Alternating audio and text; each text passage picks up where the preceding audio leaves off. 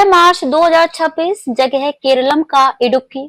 College event में पहुंचे राहुल गांधी से एक स्टूडेंट ने द केरल स्टोरी 2 के बारे में पूछा कि हम इस तरह के नैरेटिव और फिल्मों को कैसे देखें जो हमारे राज्य की छवि खराब करती हैं। राहुल ने जवाब दिया, ये अच्छी खबर है कि थिएटर हॉल खाली हैं, कोई इसे देख नहीं रहा है। प्यार का झांसा देकर लड़कियों का धर्म बदलवाने के प्लॉट पर बनी द केरल स्टोरी विवादों में रही। मुख्यमंत्री पिनराई विजयन ने इसे बीजेपी की प्रोपेगेंडा फिल्म बताते बैन कर दिया। हाईकोर्ट ने इसे रिलीज करने का आदेश दिया, लेकिन सिनेमा हॉल मालिक इसे दिखाने को तैयार नहीं हुए। 9 अप्रैल को केरल में विधानसभा की 140 सीटों के लिए वोटिंग होनी है। द केरल स्टोरी चुनाव में मुद्दा है, लेकिन लोग और नेता इस पर बंटे हैं। धर्म परिवर्तन के दावे करने वाले संगठनों का कहना है कि किरदार और किस्से अलग हो सकते हैं, लेकिन ऐसी कहानियां यहाँ भरी पड़ी हैं। इस वक्त केरला में महाकुंभ से वायरल हुई मोनालिसा की भी चर्चा है। मोनालिसा ने बॉयफ्रेंड फरमान खान से केरल के एक मंदिर में शादी की है। राज्य में सरकार चला रही पार्टी सीपीएम के सीनियर लीडर थॉमस आइजैक ने शादी की फोटो पोस्ट करते हुए लिखा कि यह रियल केरल स्टोरी है। केरलम के 6 जिलों कासरगोड, कोझिकोड, त्रिशूर, मलप्पुरम, कन्नूर और पलक्कड़ में धर्म परिवर्तन के सबसे ज्यादा मामले आते हैं। इनमें त्रिशूर के अलावा सभी जिलों में 30% से ज्यादा मुस्लिम आबादी है। इन जिलों में केरलम की आधी यानी कि 70 सीटें हैं। इनके अलावा एर्नाकुलम, तिरुवनंतपुरम और अलेप्पी के कुछ हिस्सों में भी ऐसे केस आते रहते हैं। बीजेपी यहाँ सीएम पिनराई विजयन की बेटी की मुस्लिम से शादी करने का मुद्दा उठाती है। एर्नाकुलम से करीब 50 किलोमीटर दूर पुथुपाडी की रहने वाली सोना एल्डहोस ने 9 अगस्त को घर में सुसाइड कर लिया। 23 साल की सोना ने सुसाइड नोट में रमीज का नाम लिखा। वे उसके साथ रिलेशनशिप में थी। 24 साल का रमीज कोची एयरपोर्ट पर काम करता था। हिंदू ऐक्य वेदी के प्रेसिडेंट आरवी बाबू दावा करते हैं कि रमीज की शादी हो चुकी थी, उसके 2 बच्चे थे। उसने ये बातें छिपाई और सोना को शादी का झांसा दिया।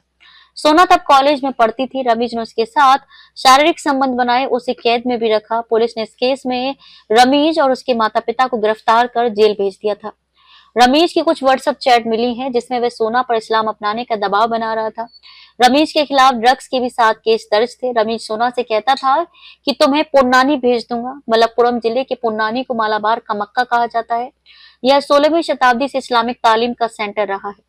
मोंतुल इस्लाम सभा यहाँ की पुरानी संस्था है जिसे आधिकारिक तौर पर धर्म परिवर्तन के लिए मान्यता मिली है।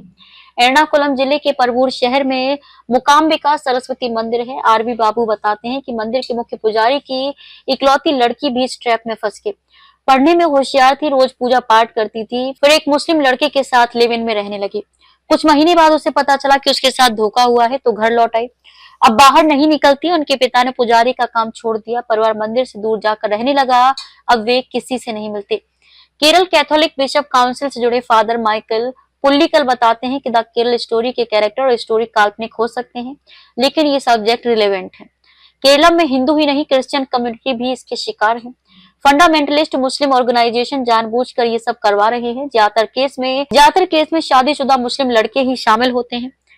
हिंदू ऐक्य वेदी के अध्यक्ष आरवी बाबू बताते हैं कि केरल में ऐसे मामलों के सटीक नंबर तो नहीं है, लेकिन 10 से 12 केस हर महीने रिपोर्ट होते हैं। 2015 से 2025 तक 5000 से ज्यादा लड़कियों का इस्लाम में कन्वर्जन हुआ। हम इसके खिलाफ मुहिम चला रहे हैं। जिलों में काउंसलिंग सेंटर्स खुले हैं, वहीं से हमें ये संख्या मिली है। आर्य विद्या समाजम जैसे हिंदूवादी संगठनों ने जिलों में काम शुरू किया है। परिवार यहाँ अपनी लड़कियों को काउंसलिंग के लिए भेज रहे हैं। Centre for public policy research के डायरेक्टर डॉक्टर धनुराज बताते हैं कि द केरल स्टोरी यहाँ चुनावी मुद्दा है। इसकी चर्चा हर घर में होती है, लेकिन लोग इसके आधार पर वोट करेंगे ये मुश्किल है। यही वजह है कि कुछ महीने पहले बीजेपी इस मुद्दे को जोर शोर से उठा रही थी, लेकिन समय के साथ इसे छोड़ दिया। उसे पता चल गया कि लोग इससे जुड़ नहीं रहे हैं। अब तो लोकल नेता भी कम ही बोल रहे हैं। प्रदेश अध्यक्ष राजीव चंद्रशेखर ने खुद को इससे अलग कर लिया है।